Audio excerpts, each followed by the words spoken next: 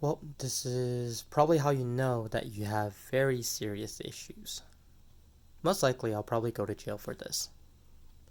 Hey guys, this is David here with the deck profile for you guys. As you see on the title, it's a little messy, but it is a Gancelot Alfred slash Soul Saber deck.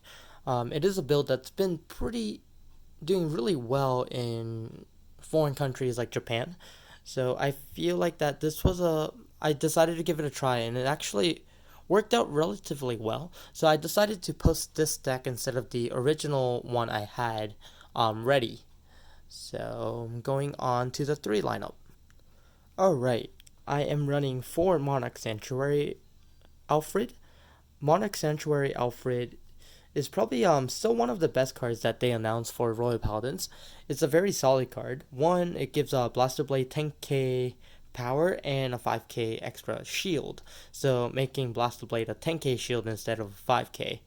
And then also his second ability, which is the On Ride, Cannon Blast, Soul Blast 1.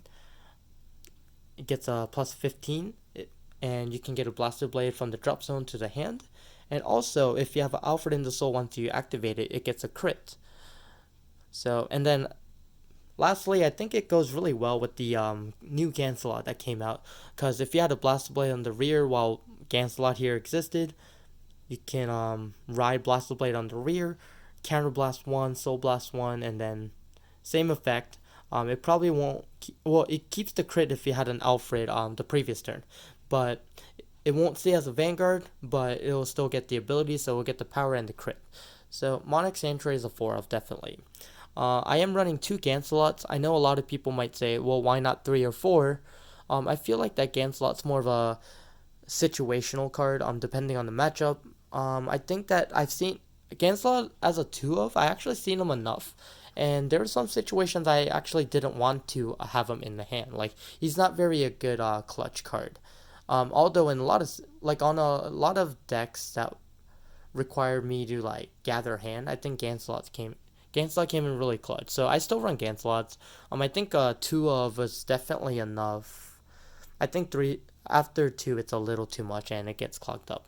So I think 2 Gancelot is pretty good. And then the other 3, as you saw in the title, I'm running 3 Soul Sabers. So I was actually thinking of upping a Gancelot and running 1 less Soul Saber, but I think Soul Saber was more needed to being seen early or mid game.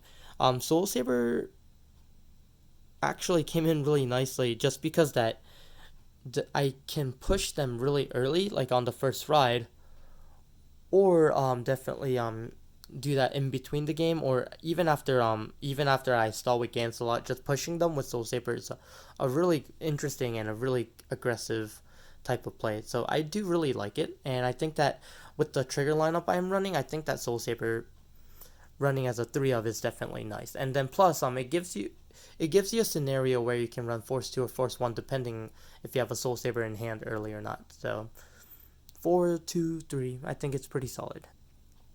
Alright, going to the grade 2 lineup, I'm running 2 Akanes.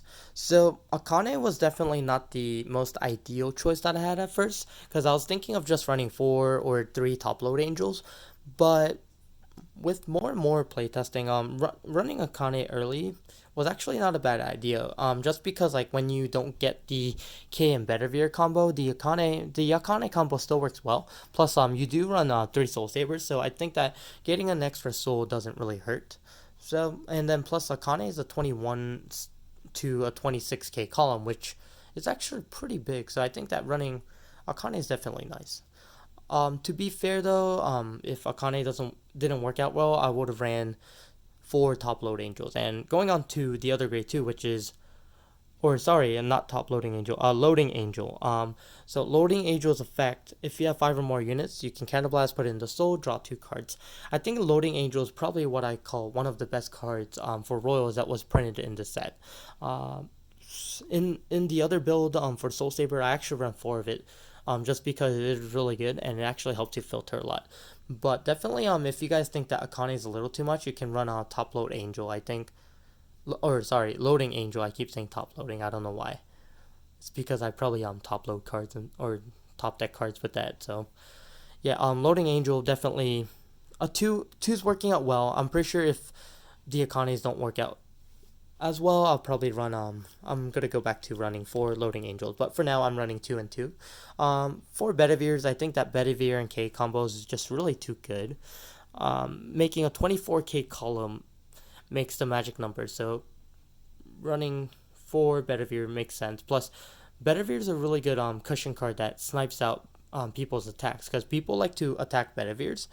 When they don't know what's in my hand and they think I have enough guards, they like to target Bedivere just because they think that it will give me no options for next turn. But yeah, Bedivere is solid with K.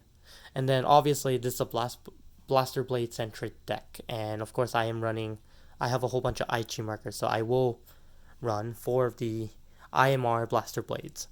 Blaster Blade is very key in the deck. It combos with Gancelot, Monarch, and plus the early game having Blaster Blade on the Vanguard, really nice. Going on to the grade 1 lineup here, I am running 4 Perfect Guards. So I think this is another MVP and what I would say one of the best cards printed for Royal Paladins in this new set. This Perfect Guard, if you ride it early, you can draw a card and discard a card. So I think early game when you know your hand's really bad, this card helps you really. It filters so much, and the fact that you are removing a Perfect Guard from your trigger zone to adding it to your main deck. So you're basically switching a 10k for 15k because I'm running 12 crits. So I think it has better value in defense as well. As much as a lot of people think draws are really good for this, I think running more crits is much better. So that's why I think that running this card really helps out the deck. 4Ks because you're running 4 Bedivirs and it makes a combo, and plus K is the key combo of the Bedivere K combo. So definitely it's going to be a 4 of.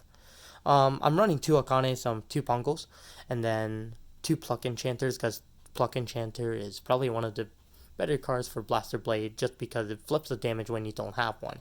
And this is exactly kind of what we needed for Royals, is damage on flippers. So if I wasn't running Akanes and going back to loading angels, I'll probably be taking out the Pongos and be running 4 Pluck Enchanters, to be honest.